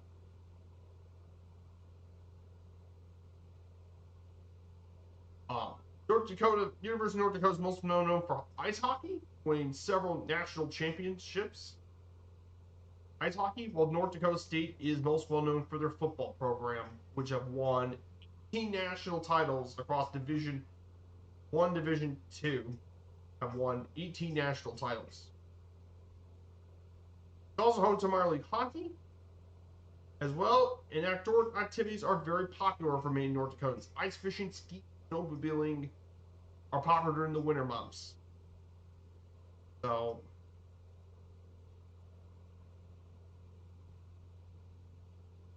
that covers our sports related stuff. And let's go over the transportation fun facts. So in terms of transportation, mainly highways. I-29, I-94, the two main highways of North Dakota. I-29 is north-south, I-94 east-west between Minnesota and Montana. And all of it is paved in concrete, not blacktop, due to the extreme weather condition. BNSF and Canadian Pacific operate the largest railway systems in the state. In terms of airports, the main ones are Hector International, Fargo, Grand Forks, Bismarck Municipal, Minot International, and Williston Basin are the main airports of North Dakota. So that covers all the other stuff in the state.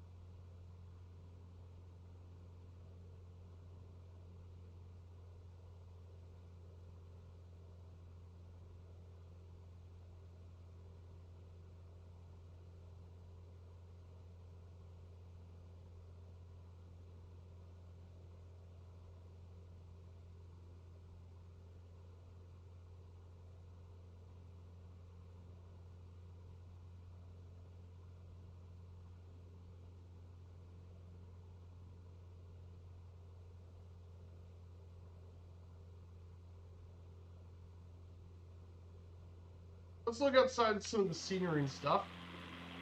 Yeah, it's going to be more geographically but again, North Dakota isn't the most interesting in terms of scenery. So we'll get to more on that soon. We're just 63 miles out.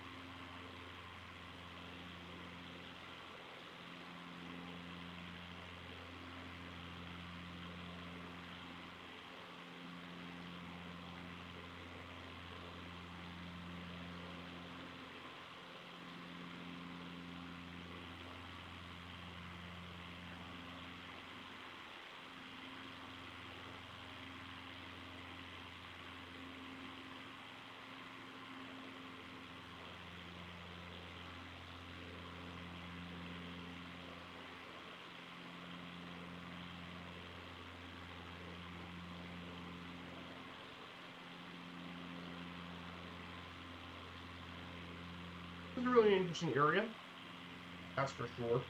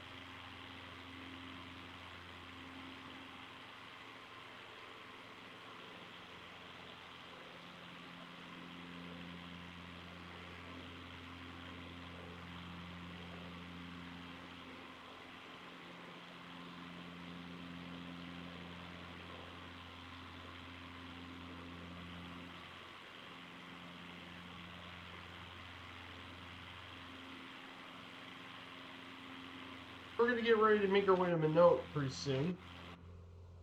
So we're going to go ahead and, so to our left here is Lake Abaddon. And all of this is connected by many lakes of the Missouri River. And the Missouri pretty much flows through all of these different lakes.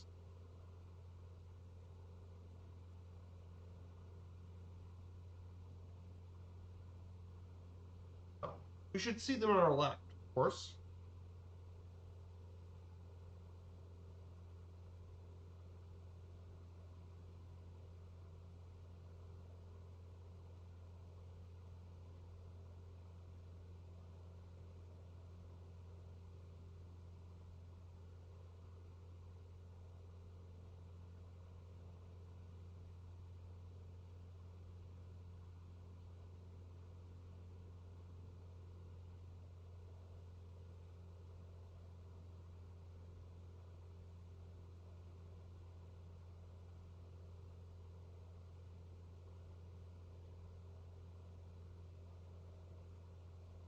So I hope you guys are enjoying this stream. If you guys are liking the stream and haven't smashed the follow button, do so. We stream 3 days. We stream 2 days a week now. We stream Fridays and Sundays here on Twitch. We're doing our 50 States and 50 Streams series going on, and now we're going to get going to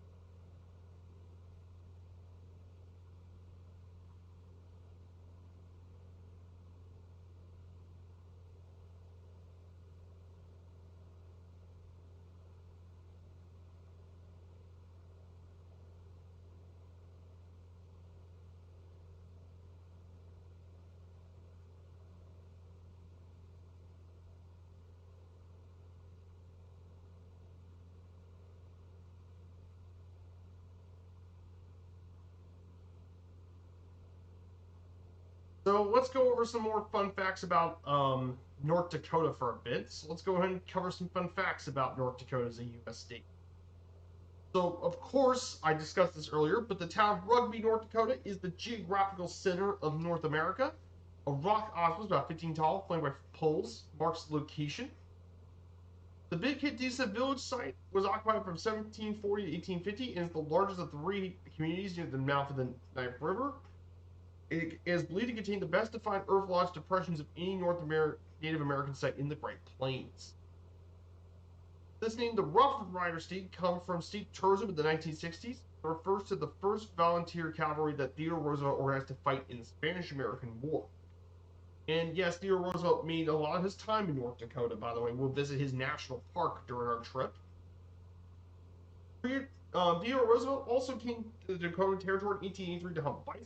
Before returning home to New York, he established the Maltese Cross Ranch and, of course, Elkhorn Ranch, which we will be visiting as well. And finally, the International Peace Garden straddles the northern boundary between North Dakota and Manitoba, and it was established in 1956 by the North Dakota Motor Vehicle Department, and it became popular enough, it became the official nickname of North Dakota in 1957.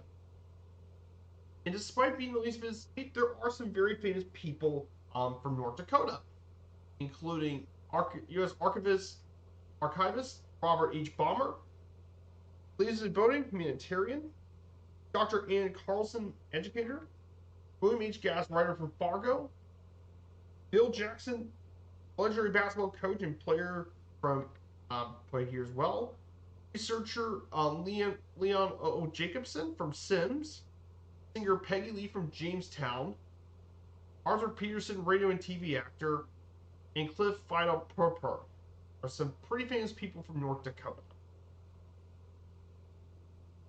And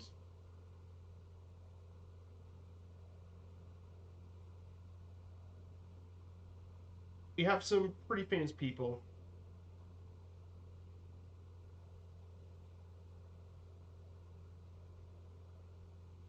Mm-hmm.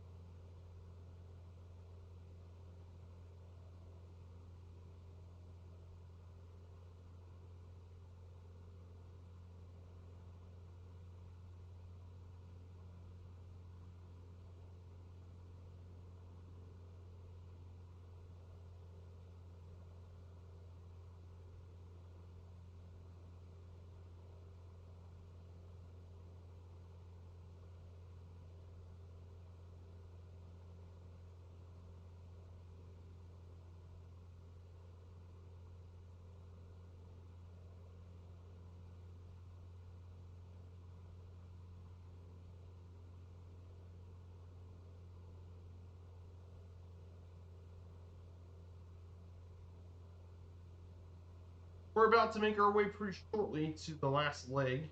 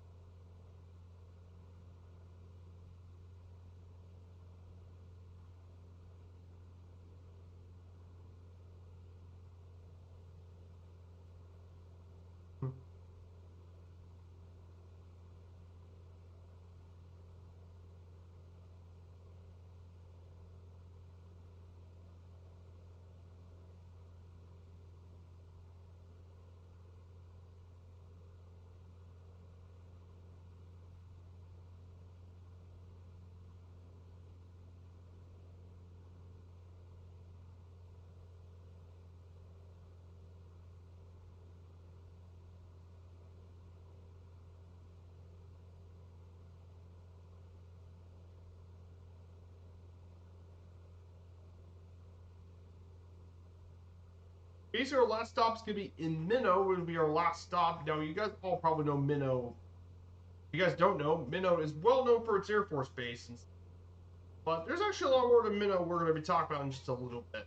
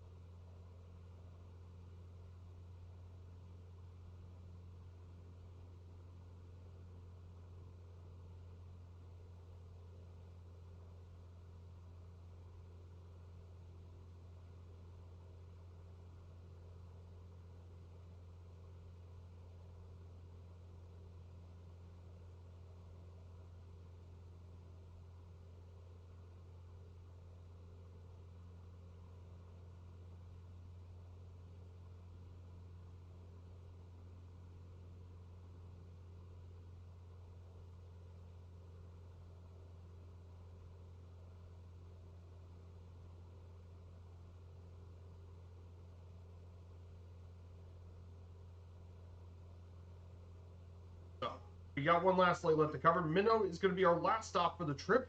So, Minnow, North Dakota is the fourth most populous city in the state with 48,000 people. It's most well known for its Air Force Base just 15 miles north of the city. It's not just important for South Dakota, it's also an important trade center for Manitoba and Saskatchewan as well. Founded in 1886 during the construction of the James J. Hill's Great Northern Railway that ran from Minnesota, St. Paul to Seattle, and it's known as the Magic City due to the fact of its remarkable growth over a short time, in contrast to an extremely unremarkable city in such a unremarkable state. But Minnow definitely is named after a real estate investor, Henry Minnow. One of the more interesting things about this town as well is it does have some really cool sites of interest, including its Scandinavian heritage church, the Gullstaff Church, which is one of the main pieces of heritage in the state. You also have a transportation museum, the North Dakota State Fair Center, home to the North Dakota State Fair and the Host Fest, some of the most popular events in the state. And of course, Minnow is also home to the to its Air Force Base, which, if you guys don't know about Minnow Air Force Base, is one of the largest air bases in the country, opened in 1957, and it is mainly used for the Air Defense Command Base, and it became a major strategic air base in the 1960s for Strategic Air Command. Still is pretty important for a lot of bomber squadrons.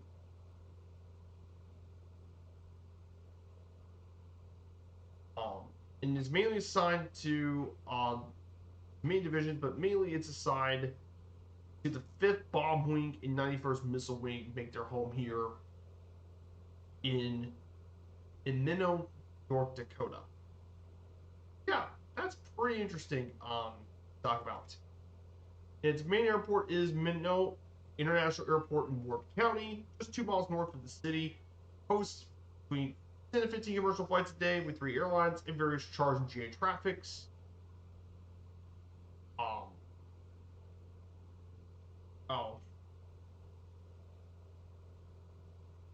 That stuff was ridiculous.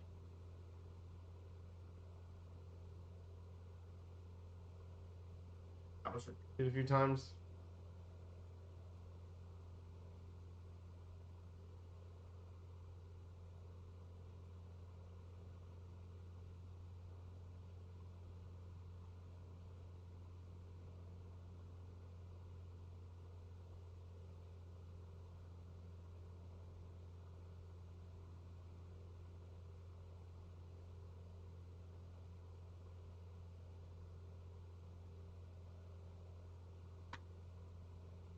That is our last slide here in North Dakota. So thank you guys so much for coming here today.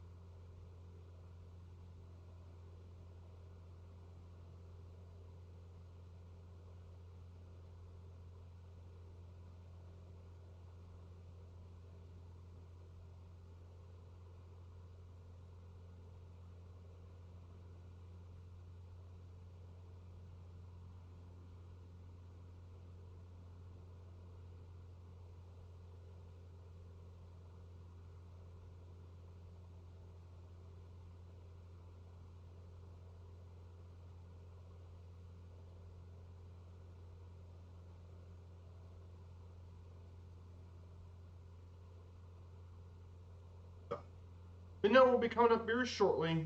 Thank you guys so much for coming here today. I know it's been quite a bit of a flight to go on.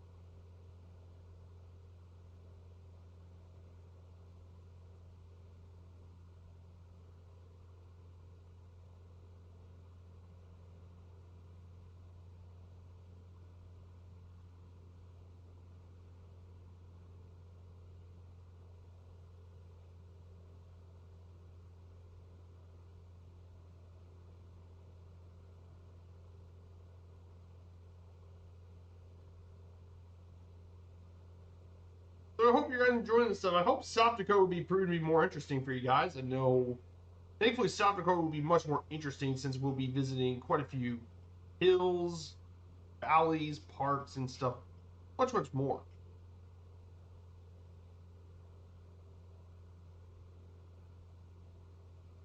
So we'll be back again. We're probably going to take some other really cool plane with us and fly around South Dakota.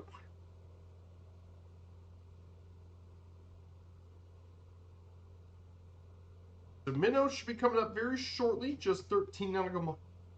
We'll fly over downtown and then we'll make our way to the airport. We'll be making our way there pretty shortly.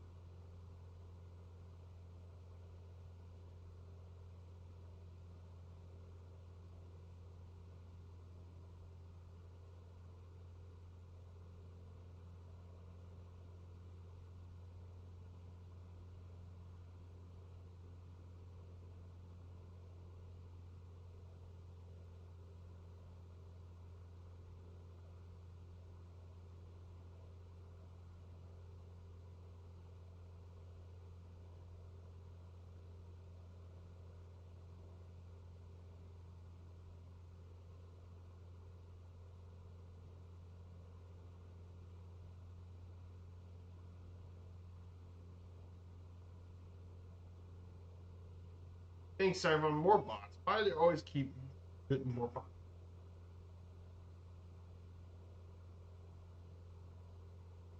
Yeah, I still got more flights to do.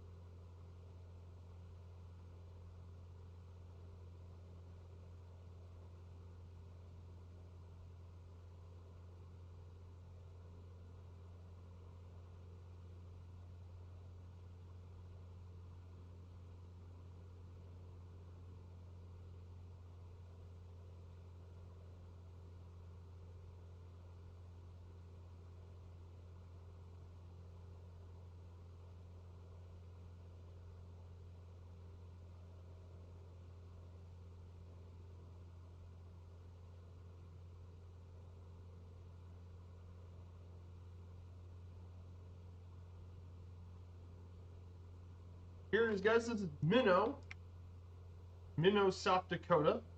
Minnow.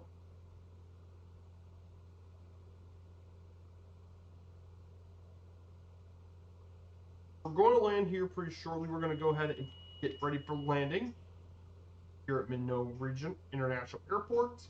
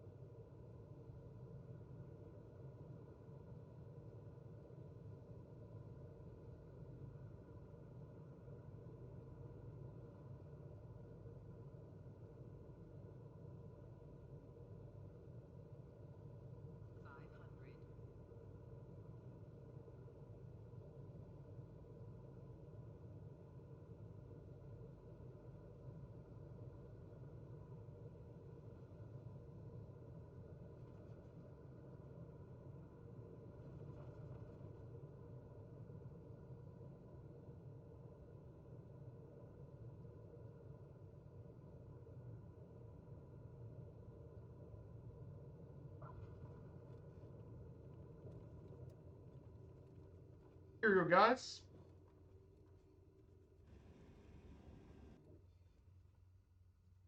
And here it is, guys. Welcome to Minot. We're going to go ahead and stop right here, and we're going to shut everything down, and we'll get ready for the end of the stream. So, guys, here we are. We're here in beautiful Minot, and thank you guys so much for coming here today. I hope you're all having a great time. So we're going to go say hello to Two-Toe Murphy here. He's currently doing some more performance stuff for his 5090. So thanks, guys, so much, and we'll see you again on Friday. We'll see you in South Dakota, in Sioux Falls. Take care, everyone, and have a great rest of your Sunday. Goodbye, everyone, and see you all soon.